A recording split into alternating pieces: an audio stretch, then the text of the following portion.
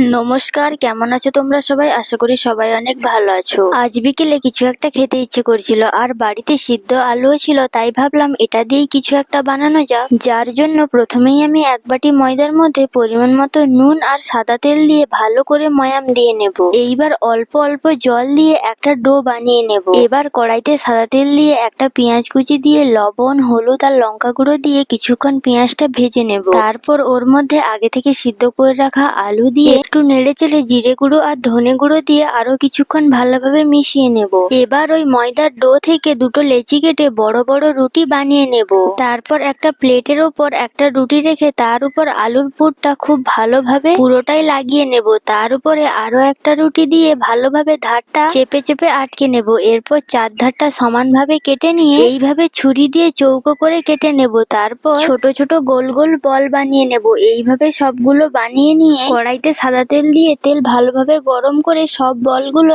এক এক করে দিয়ে দেব। তারপর উল্টে পাল্টে লাল লাল করে ভেজে তুলে নিলেই হয়ে যাবে এই স্ন্যাক্সটা। খেতে যেমনই টেস্টি তেমনই ক্রিস্পি। টাটা।